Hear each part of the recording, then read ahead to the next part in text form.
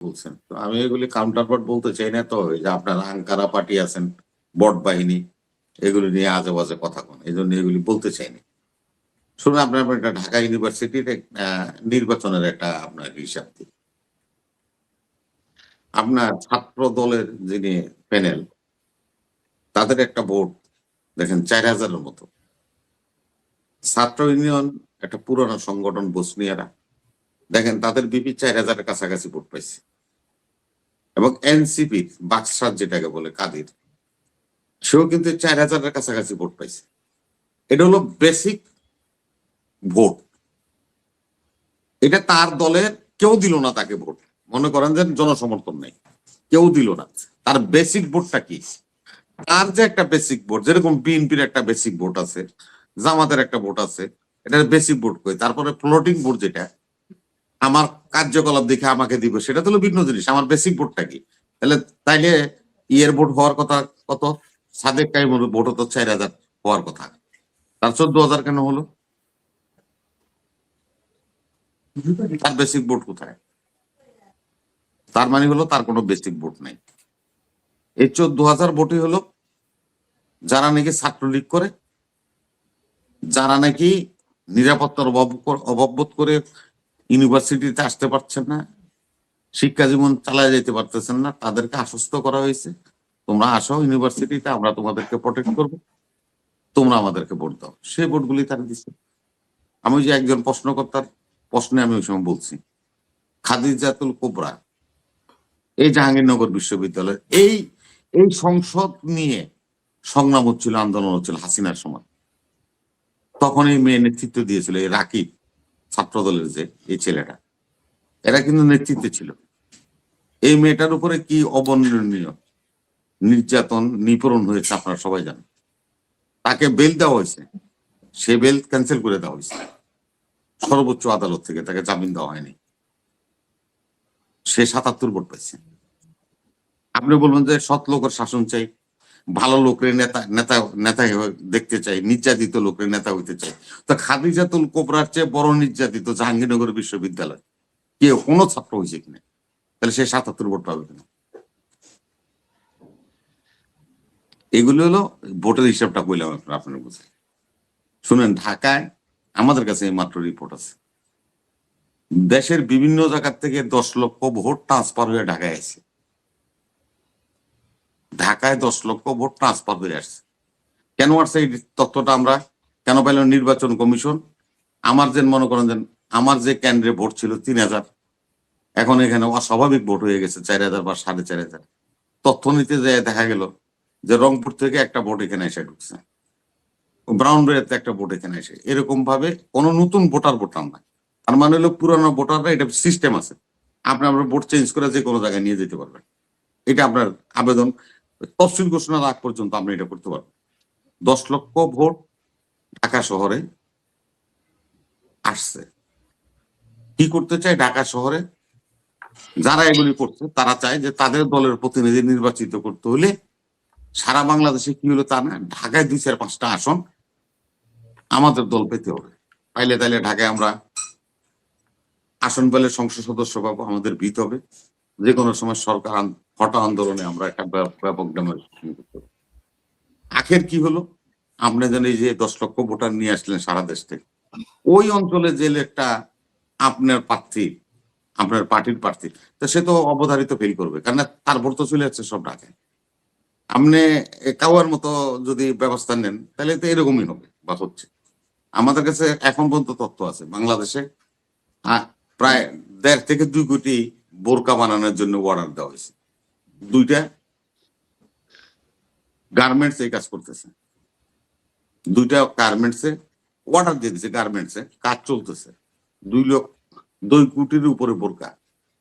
এখন আবার নতুন আবার একটা ভোটার সিস্টেম হয়েছে, আমরা কোনোদিন জীবনে এগুলো শুনিনি। এই গত পরশু দিনও আমার এলাকায় এরকম ধরনের ঘটনা ঘটছে। এবং কালকে তো আপনারা চট্টগ্রামে জানেন, এই ঘটনা ঘটাইতে যায় সেখানে মারামারি হয়েছে, খুন হয়েছে, হত্যা হয়েছে। এই যে ভোটার আইডি কার্ড নিয়ে যাইতেছে, আইডি কার্ডের ফটোকপি, বলে আপনার আপা ভোটার আইডি কার্ডের ফটো উঠাতেন, ফটোকপি দেন।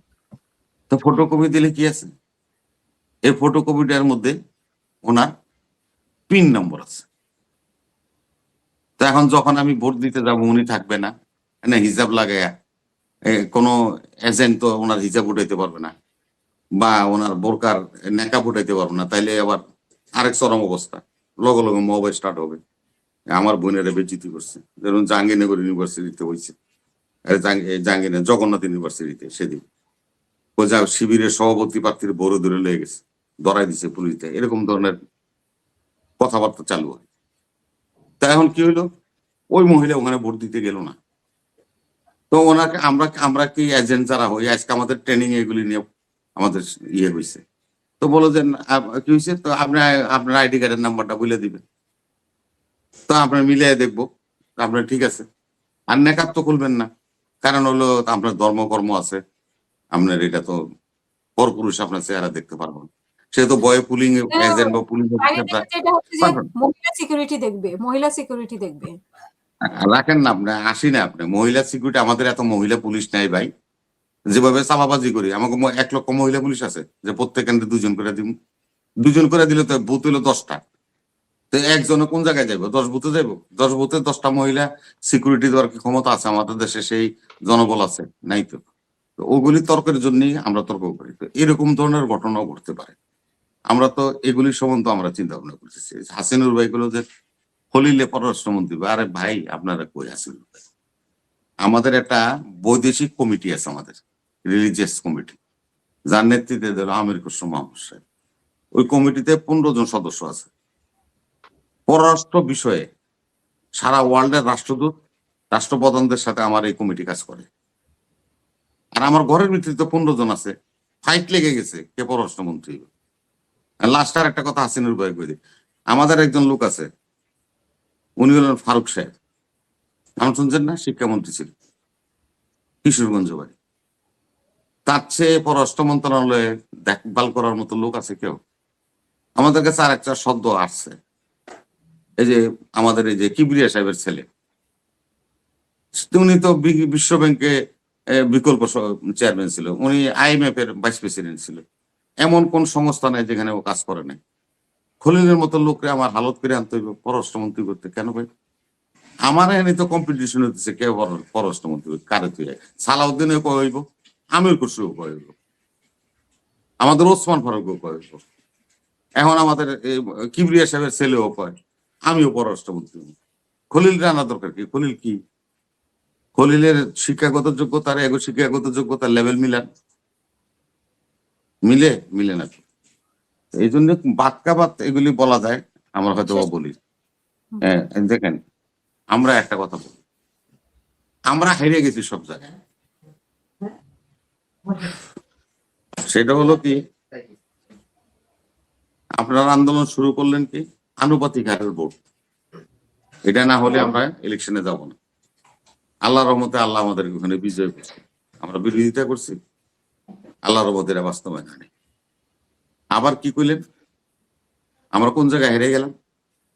ওনারা আবার নামলো গণভোট, আমরা বলছি একদিনে হবে গণভোট, ওনারা বলছে না গণভোট আগে হইতে। এটা নিয়ে ওনারা আন্দোলনে নামলেন, রাষ্ট্র অচল করে দিলেন, হুমকি দিলেন, সকল ইসলামী জোট 8 দল হইলেন। সবকিছুর পরে এসে ওনারা বললেন কি যে একই দিনে হলেও হতে পারে, আমাদের কোনো আপত্তি নেই।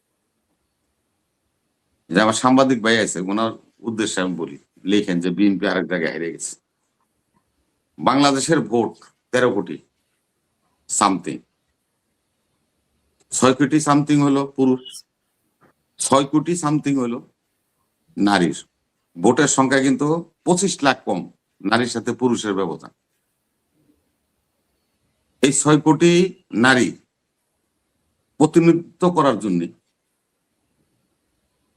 একটা মাত্র দল এখন পর্যন্ত স্টিল নাও, আপনাকে বলি 13 জন নমিনেশন দিচ্ছে, নারী একজন আল্লাহ নিয়ে গেছেন, দোয়া করি ওনাকে আল্লাহ বাহিস্ত নসিব করো, বেগম খালেদা জিয়া।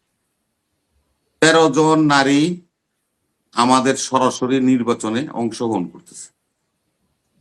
বাংলাদেশে এই পর্যন্ত যতগুলি লোক নমিনেশন, এই দল নমিনেশন জমা দিচ্ছে, তাদের নমিনেশনে একজন নারীও নাই। এই 6 কোটি ভোট আমরা এমনি পেয়ে গেছি। এবার আমরা হেরে গেলে আর